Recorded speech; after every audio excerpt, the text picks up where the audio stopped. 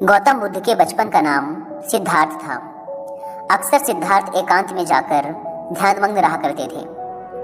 एक दिन की बात है, सिद्धार्थ अपने उपवन में एक शांत जगह इसी प्रकार ध्यानमग्न थे कि तभी एक घायल हंस उनके सामने आ गिरा, जिससे उनका ध्यान भंग हो गया। जब उन्होंने अपनी आंखें खोली तो देखा कि सामने एक सफ़ेद हंस तीर के वार से बुरी तरह घायल पड़ा तड़प रहा था। उसे देखते ही सिद्धार्थ का मन द्रवित हो उठा और उन्होंने उसे तुरंत उठा लिया। धीरे धीरे वे हंस को सहलाने लगे और फिर पास के सरोवर में जाकर उसका घाव धोकर उसके शरीर से धीरे से तीर को निकाला। तीर निकालते ही वह दर्द से तड़प उठा। तब सिद्धार्थ उसे धीरे से सहलाते हैं और उसके घाव पर पट्टी बांध देते हैं। उसी समय एक ओर से कुछ शोर होता है और उधर से उनका चचेरा भाई देवदत्त आता हुआ दिखाई देता है। सिद्धार्थ के हाथ में वह उस हंस को देखकर बहुत खुश होता है और उस हंस को लेने के लिए सिद्धार्थ के पास भागता हुआ आता है। सिद्धार्थ, यह हंस तुम्हारे पास है और मैं इसे कब से इधर उधर ढूंढ रहा था। यह मेरा शिकार है और अब जाकर मिला है। देवदत्त ने हंसते हुए सिद्धार्थ से कहा, नहीं देवदत्त, यह हंस मेरा है। यह तो कब का दम तोड़ देता अगर मैं समय पर इसका इलाज ना करता। सिद्धार्थ ने देवदत्त से कहा, दम तोड़ देता तो क्या होता? मैंने इसीलिए तो इसे मारा है। यह तो मेरा शिकार है। तुम जबरदस्ती मेरे शिकार को हड़पना चाहते हो, देवदत्त ने गुस्से में कहा। इस तरह दोनों भाइयों में उस हंस के लिए वाद विवाद होने लगा और धीरे धीरे बात बढ़ती गई।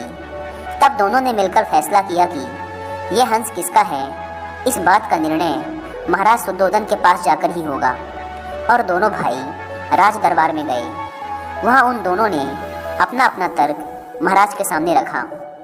दोनों की बातों को ध्यान से सुनने के बाद महाराज शुद्धोधन विचार करके बोले, क्योंकि यह हंस देवदत्त का शिकार है, इसलिए इस पर पहला अधिकार देखा जाए तो देवदत्त का है।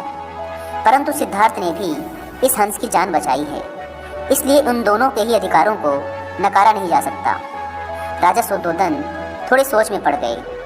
तभी उनका एक मंत्री उठकर आता है और राजा के कान में कुछ बात कहता है। बात सुनने के बाद राजा शुद्धोधन ने हंस को सभा में लाने का आदेश दिया। सिद्धार्थ और देवदत्त को कुछ दूरी पर खड़ा किया गया और उन दोनों के बीचों बीच उस हंस को लाकर रख दिया गया। हंस ने देवदत्त की तरफ देखा तो थोड़ा सहम सा गया। फिर उसने अपनी गर्दन नीचे झुकाई और धीरे धीरे चलता हुआ सिद्धार्थ के पास जा पहुंचा। सिद्धार्थ के पास पहुंचकर उसने अपनी चोंच सिद्धार्थ के पैरों पर रख दी और फिर वहीं उसके पैरों के पास बैठ गया।